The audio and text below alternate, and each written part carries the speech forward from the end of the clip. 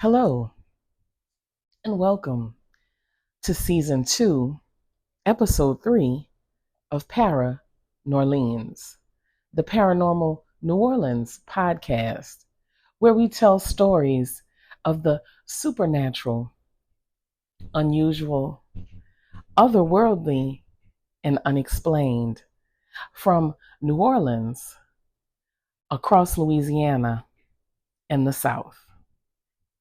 I'm your hostess, Fat Girl Freestyle. Please make sure you are subscribed to our YouTube channel where we have even more paranormal and otherworldly content for you to enjoy. So please sit back, relax, and let's begin today's story.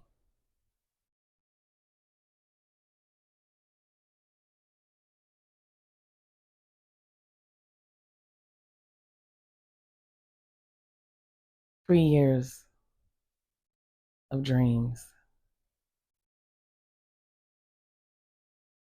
3 years full of sleepless nights and unexplainable happenings. I feel strange for even saying this, expressing this, but who knew that? Who knew that I would be right? My sister went missing 3 years ago. 3 years ago to this day, as a matter of fact. And I wasn't sure if I was going crazy because of the grief or if what was happening was real.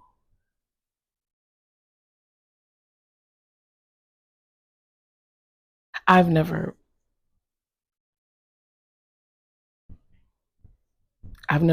thought of myself as some type of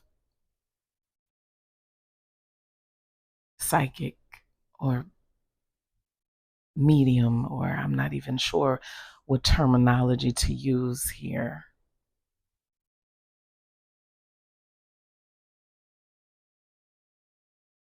Let me explain.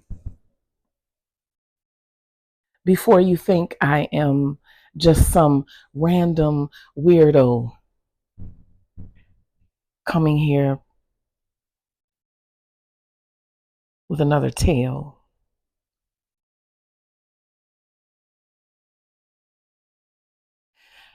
my sister Kelly decided to move to New Orleans after college. My mother and I had always heard stories of the place, but we'd never been there.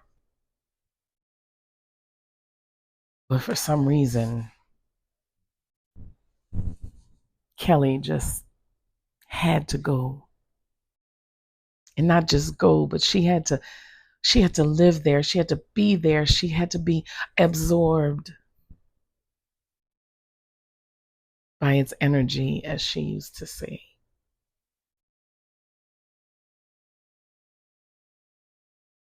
She was always a free spirit. Did what she wanted, how she wanted, and on her own terms. And I always loved and admired that about her.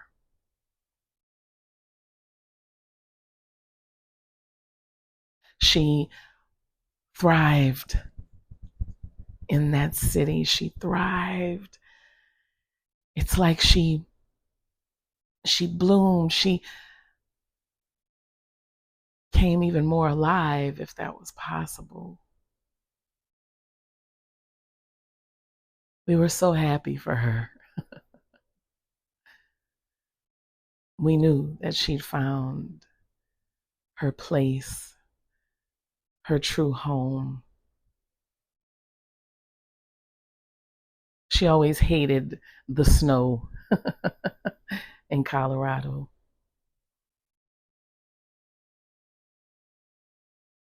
And she reveled in the warmth of the sunshine, even the humidity in New Orleans.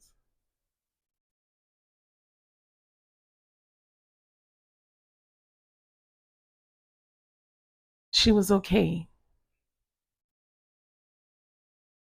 for a while. She was okay.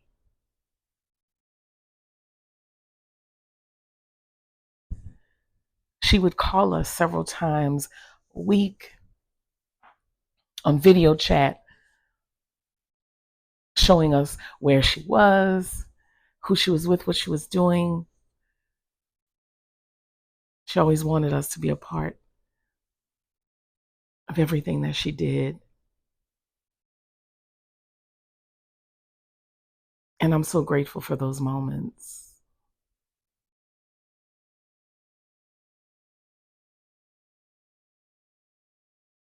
But then one day the calls just stopped, and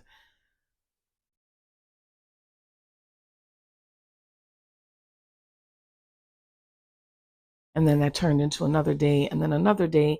And by the fourth day, my mother called and asked me if I had heard from Kelly. And I'd been so wrapped up with work and the kids and just everything, I realized that no, she hadn't called me. And the last text message I had received from her was telling me that she was going out with some friends.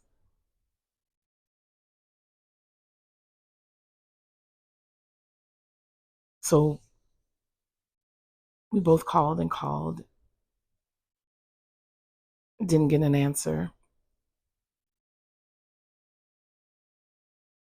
We did have information to where she worked, so we called them, and they hadn't seen her either. And when they said that she hadn't been at work, that no one had heard from her, that is when my heart sank, because I knew there was no way Kelly was going to just disappear like that and not tell me or mom or someone, anyone.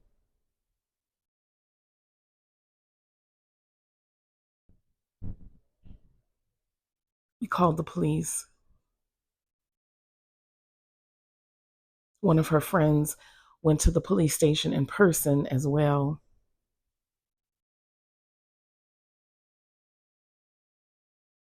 There was nothing. No information for 3 weeks. Until finally someone came forward and said that they'd seen Kelly in a bar, a neighborhood bar where all of the locals hung out. They'd seen her. It was a Saturday night, the Saturday before we realized we hadn't heard from her. And they said she was having a great time. Looked like she was with people that she knew.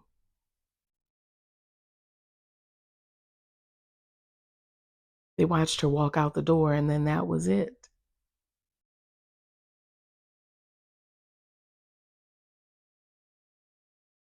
We thought maybe the bar had surveillance cameras or something, so the police could see who she was with, what she was doing. Did someone do her something? Did they slip something into her drink? Anything. But every 3 days, the recording recycles, so there was nothing there. There were cameras on other buildings along her route. They did catch her walking to her car and pulling off, but she got to a certain point in the street, and then all you had was a glimpse of her taillights, and that was that.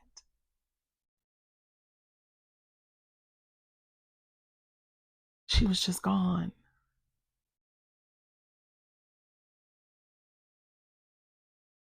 My mom and I had a lot of sleepless nights wondering what to do next, what course of action to take, who to contact, what to do. So we put it out on social media.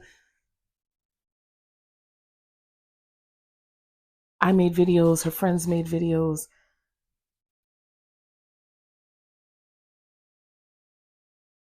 But then eventually we had to make a trip.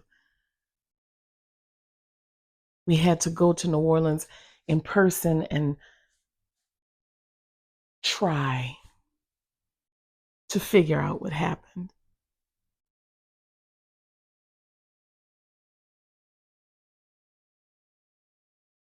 I went first by myself, and then my mother joined me a few days later, and we did what we could. We talked to the police, gave them whatever information we had. We talked to her friends, acquaintances. I started to learn her habits and the things that she did every day, her favorite coffee shop, the people in the neighborhood who she used to stop along the way and talk to and pet their dogs and bring treats for their cats.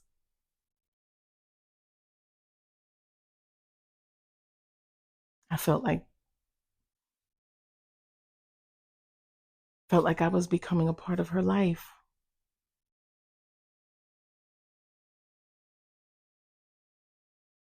We went to her home.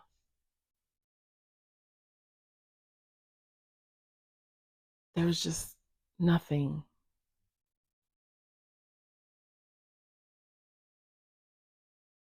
I remember standing in her living room trying to figure something out. Where could she be? Where could she have gone? What could have happened? And then I noticed, I felt, I felt this ever increasing burden of emptiness.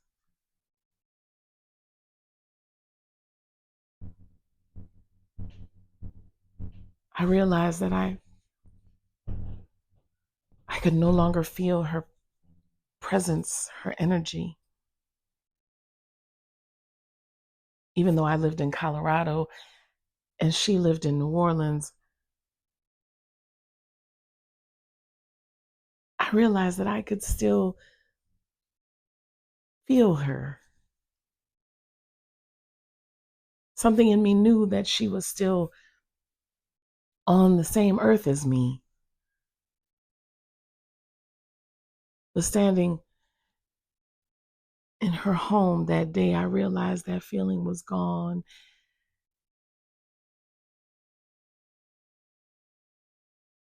And I didn't want to admit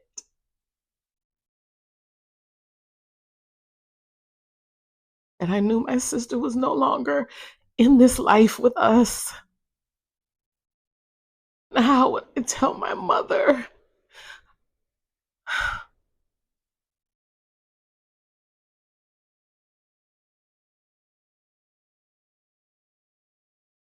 My legs got weak and I sat down.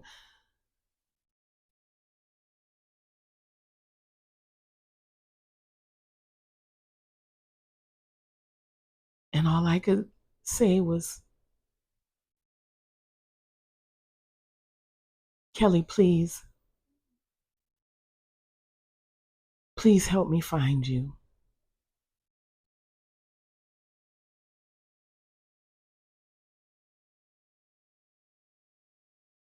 And just as I said that,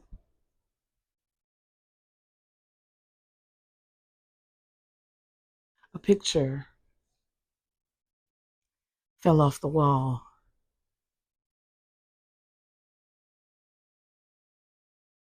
And now that I think about it, it didn't even shock me.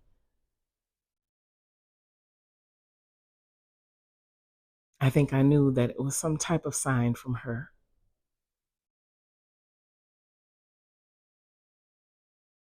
I went over to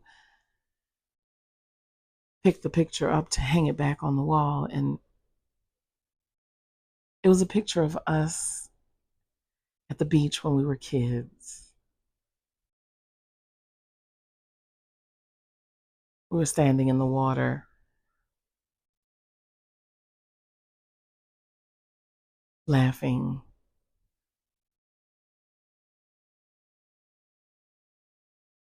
I had to choke back the tears.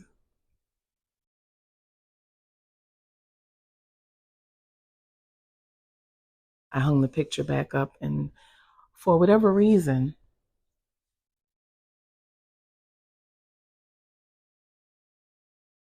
I said out loud, "Help me find you."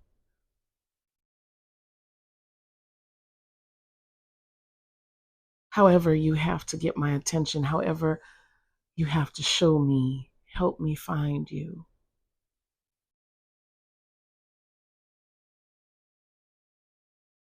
I had to head back home the next day.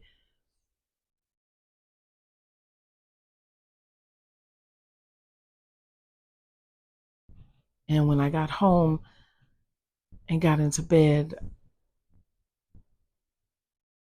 I had no idea. I had no idea that my sister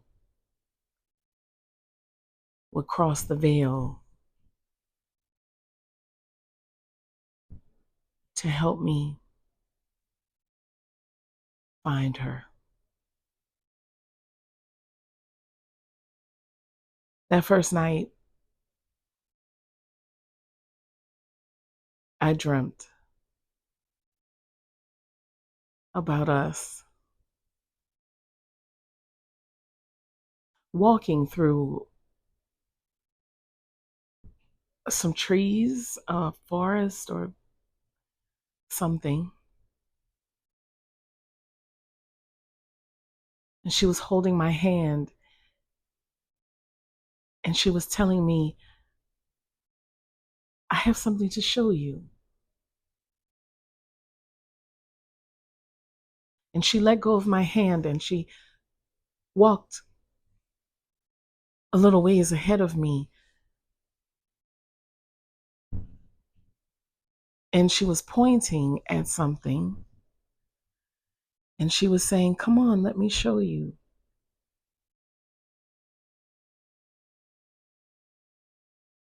And in the dream, I stopped walking. I stopped following her.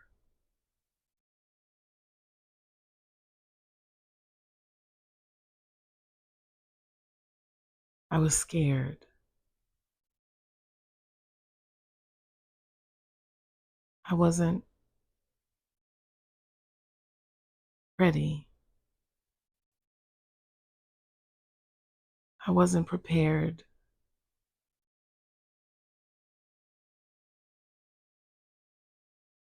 Because I knew that once I found her, everything would be final.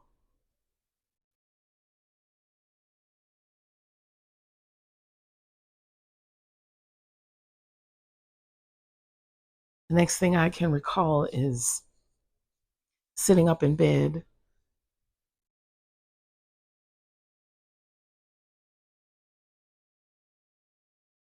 I didn't want to fall back to sleep, so I grabbed a book and went and sat in my living room. And I did my best to push the thoughts away. But it was hard because every day my mother wanted to talk about Kelly. My mother wanted to know what our next move was going to be. Had I talked to the police? Had I talked to any of her friends? Were there any new leads, anything? And I had nothing. Nothing but the feeling that my sister was gone.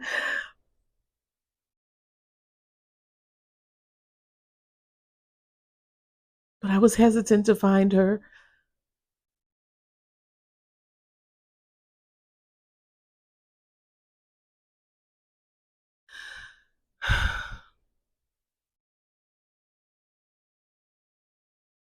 And the dreams continued with Kelly appearing, trying to get me to follow her. And every night she got more and more agitated in the dreams because I didn't want to follow her.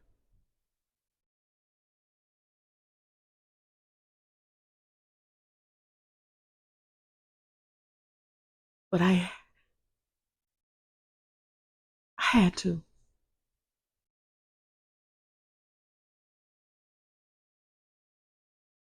But I just couldn't bring myself to do it. So every night I would wake up.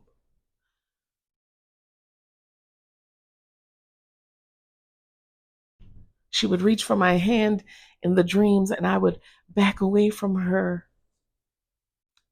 And she would give me this look.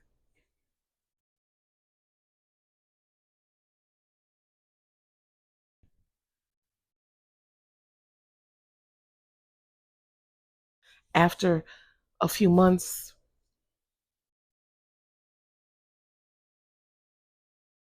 I dreamt of her less often.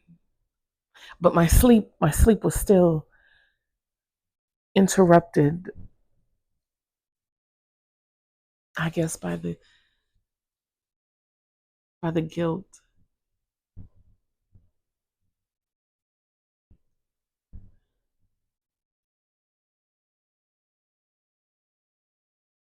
A year and a half later, our mom passed away.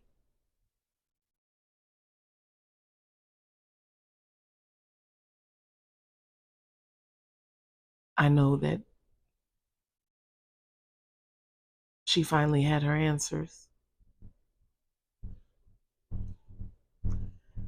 She would be reunited with Kelly, so she would be at peace.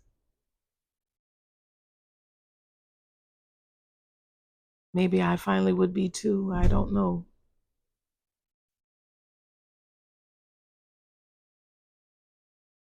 But then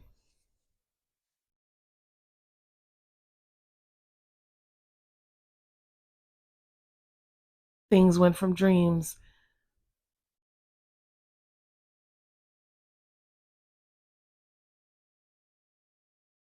to the real world.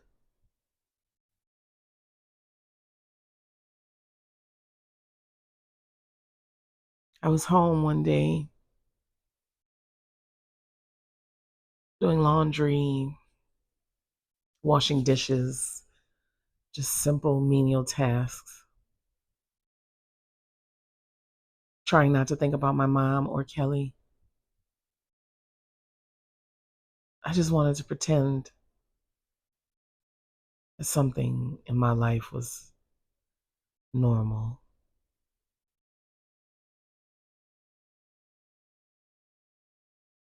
And I heard my mother's voice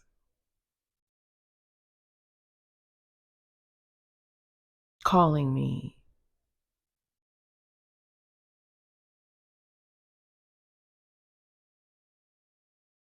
clear but distant. And I had to check and make sure that I hadn't fallen asleep.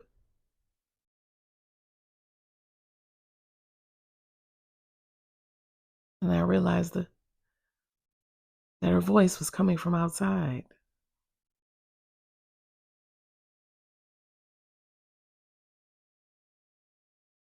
I opened the door to go out into the backyard.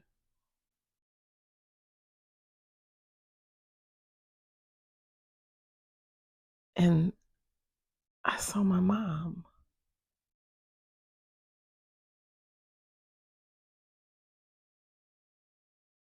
standing next to the pond I had in my yard.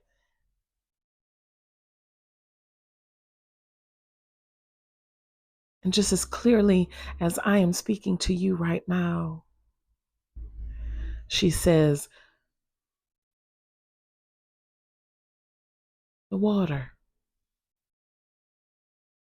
go to the water.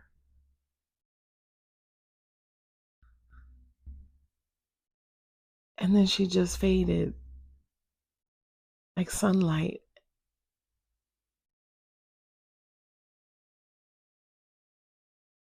And I just dropped to my knees and I started to cry because am I going crazy? Am I finally losing it? Has my grief completely overwhelmed me? My sister disappearing, my mother dying, has my grief finally driven me to the point of insanity? I don't know. But my mother was there as day. She was there. I saw her. I heard her voice, just like you're hearing mine.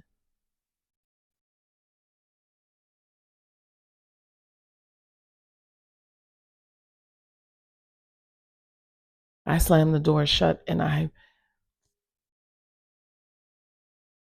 just ran back inside and sat down because I wasn't prepared.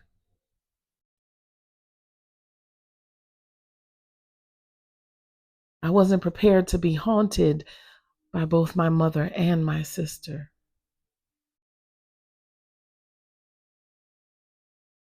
Once my mother appeared, the dreams with my sister started again, her wanting me to follow her down a path, her trying to take my hand.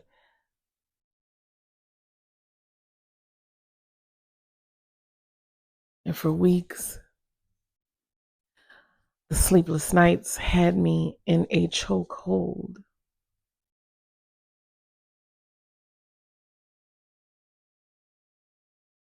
And finally, I had no choice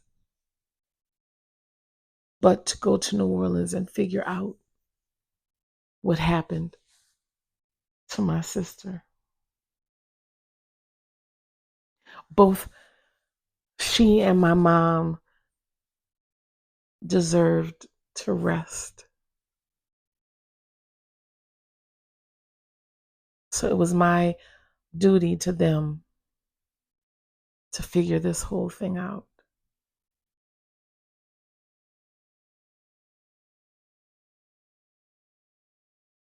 So I moved temporarily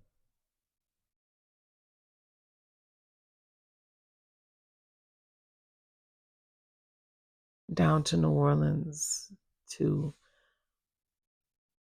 investigate on my own.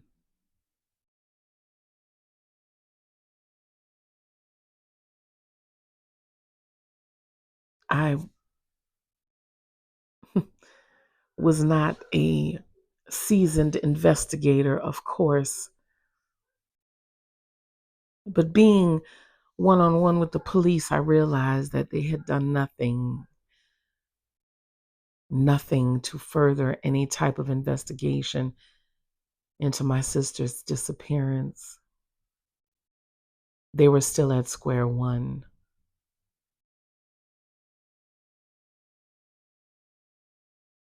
I figured, why not take a different approach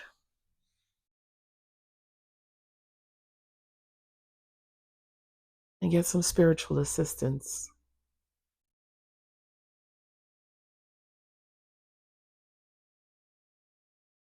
I found a tarot reader.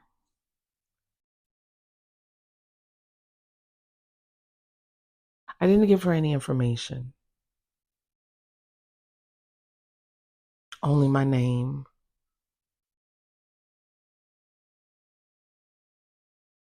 And I just told her, let me know what the cards say.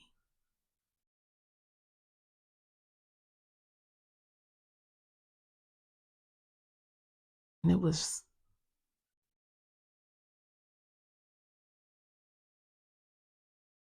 shocking how accurate she was.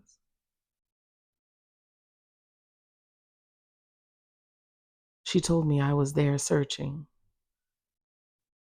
for answers. More specifically, that I was looking for someone.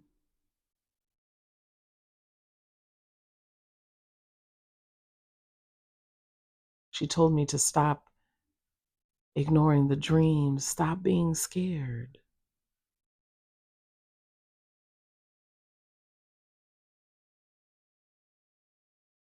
If I seek truth, I must not be afraid of it.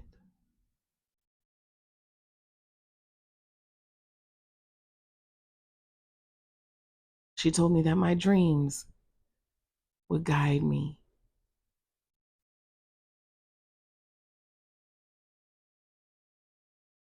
and that I needed to be prepared for when I found it.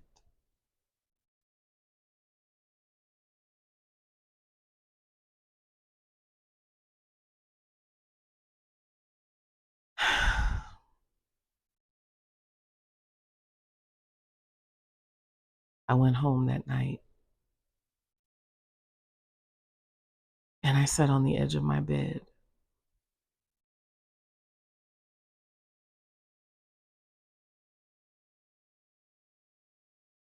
And I thought long, hard, and deep about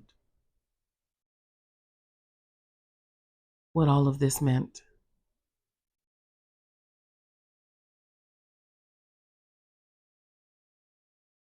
I wasn't going to find my sister through traditional means. And she was obviously trying to help me so that I could find peace in this life.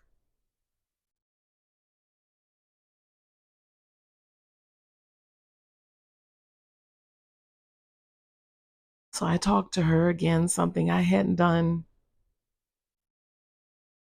since that day at her house when the picture of us at the beach fell off the wall.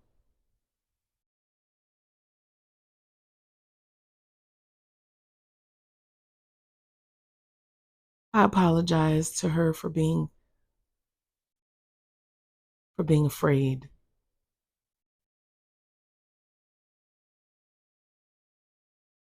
And I asked her to forgive me.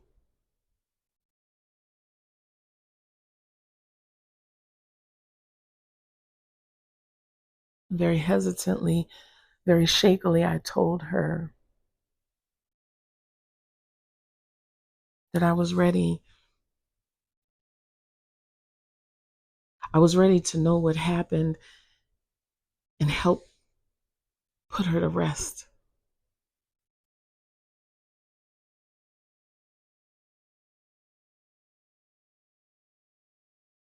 And I hesitated for a few moments because I thought I would get an immediate response.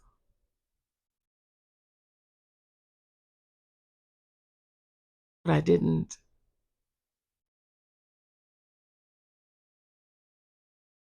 I said, maybe she's moved on.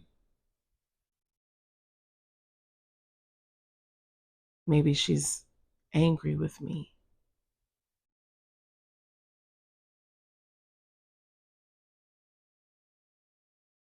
I got into bed.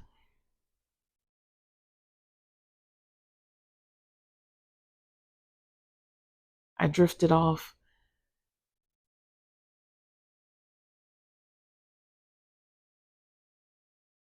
But at the oddest hour, I was awakened by the sound of running water in the bathroom.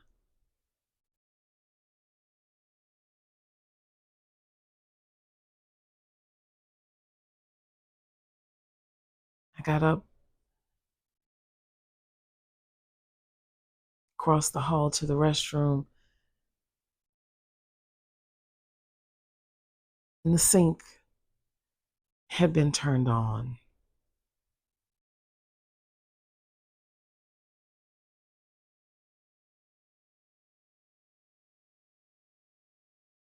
And then I noticed there were puddles on the floor.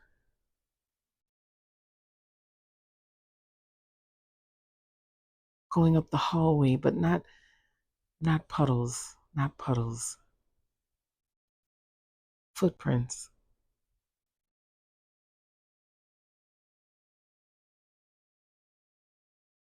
Footprints. Wet footprints going up the hall.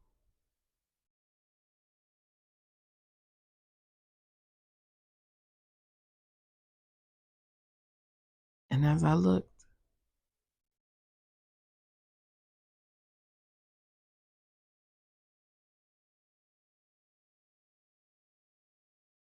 down the hall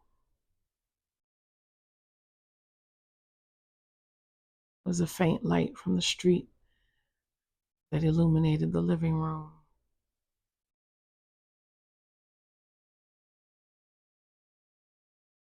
Kelly stepped out of the shadows.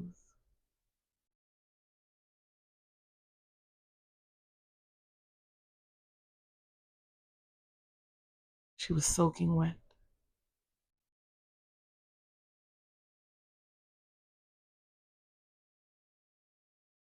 She reached her arm out.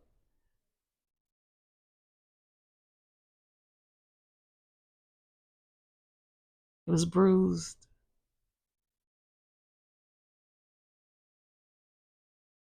Her nails were broken.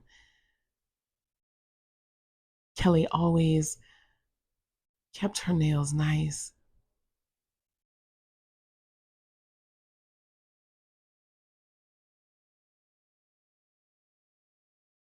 She said, "Come with me."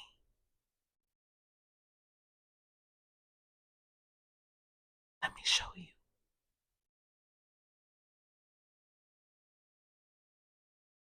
And as I turned to walk towards her, craziest thing, I found myself back in bed.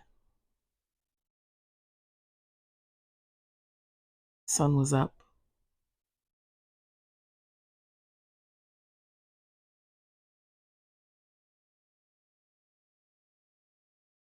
And as I started to fully wake up,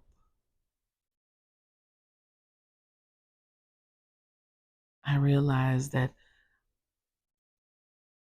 my pajamas were soaking wet.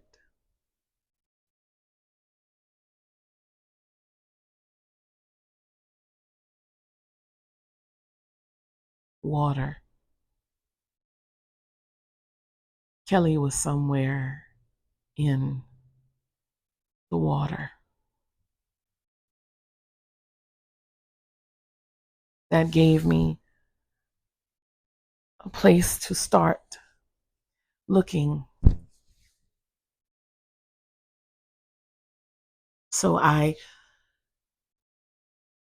traced her route from the bar where she was last seen.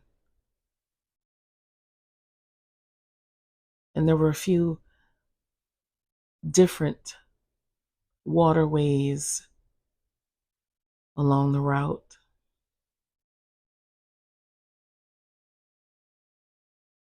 Of course, I shared the information with the police, and they asked me what made me think that she was in the water.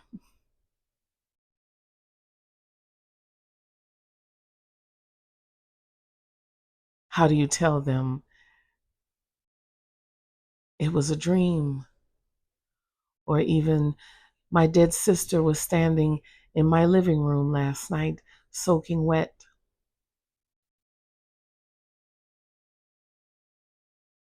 I didn't. I just said, it's a logical thought. Perhaps she had been drinking,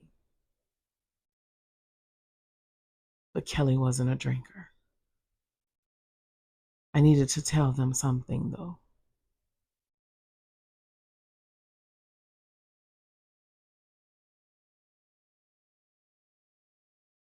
They ignored me for a while, but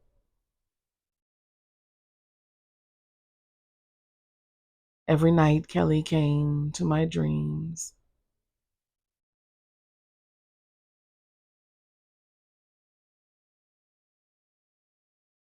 I took her hand, finally, and I let her lead me.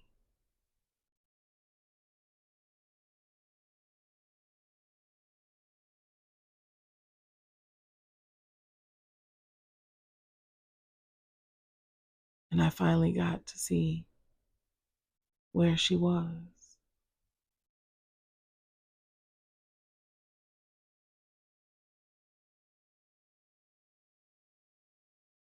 I finally got to know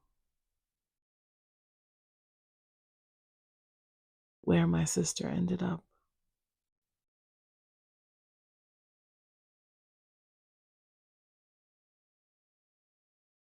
The only question I couldn't answer was how she'd gotten there.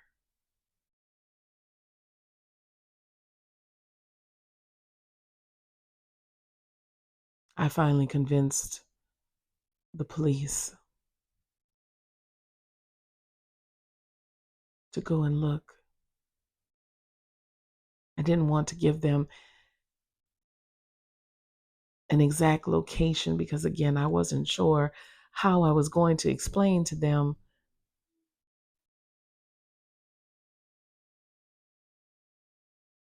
But I gave them 3 places to search. I knew by the 3rd they would find her.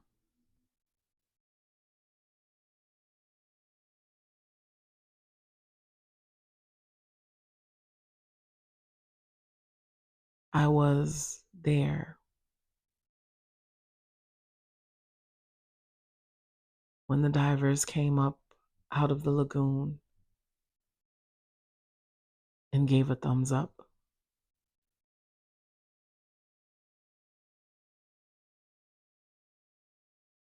They got a truck,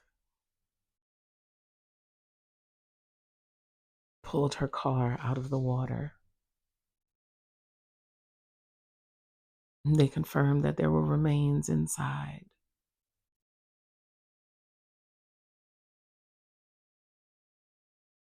Strange thing, though, Kelly wasn't in the driver's seat. She was on the passenger side.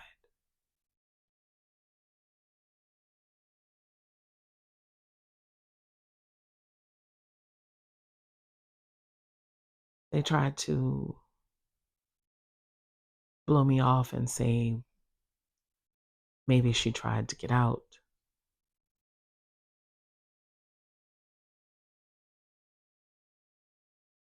But I knew there was something, or some other reason why. I knew someone had done this to my sister.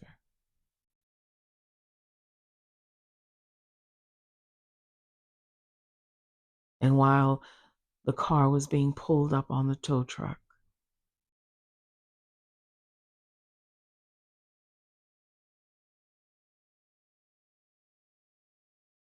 I got a glimpse of Kelly standing near the trees.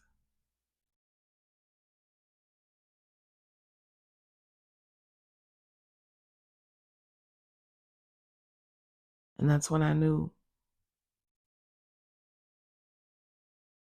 that this was just the beginning. Kelly had been found. I could finally lay her remains to rest. Near my mother, of course. But how she ended up in the water. Why she ended up in the water.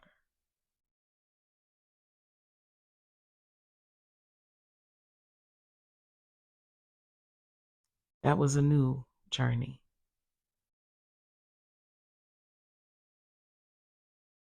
Of course, there were reports all over the news. There were questions.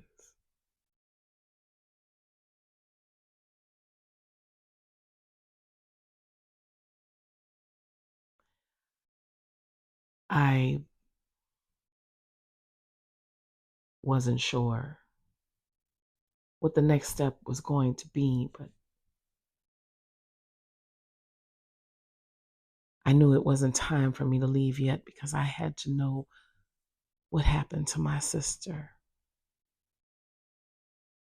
I kept thinking about the vision of her with the bruises on her arm and her nails all broken up.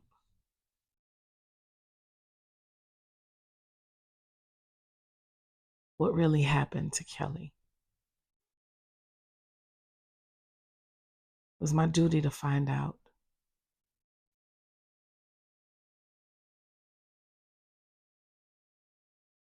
I did talk to the media. I said very little.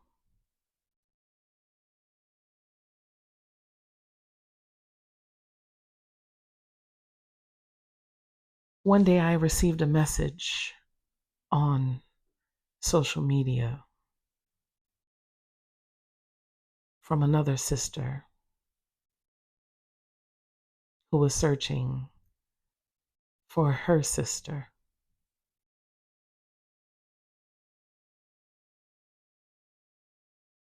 She told me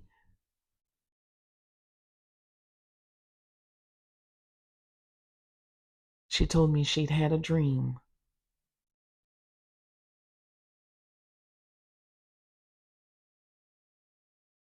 She'd had a dream about Kelly.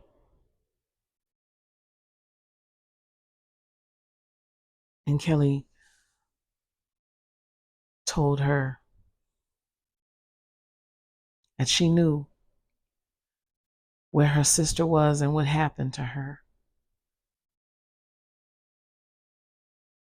and that she needed to find me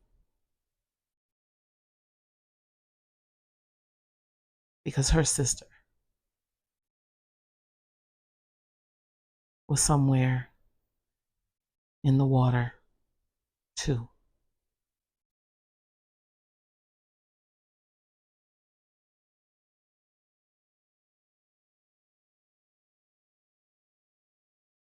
This has been season 2, episode 3 of Paranorleans, the Paranormal New Orleans podcast with your hostess, Fat Girl Freestyle.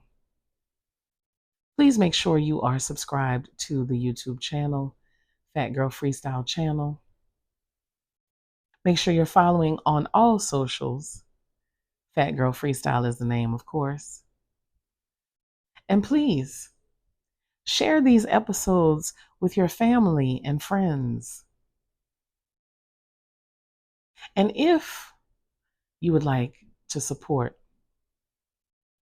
consider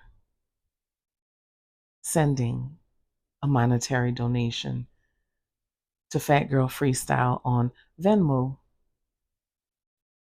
fatgirlfreestyle@gmail.com on PayPal, or if you have Chime, Fat Girl Freestyle on Chime as well. I appreciate your support. I appreciate you for continuing to listen. And again, this has been another episode of Para New Orleans, the Paranormal New Orleans podcast. See you next time.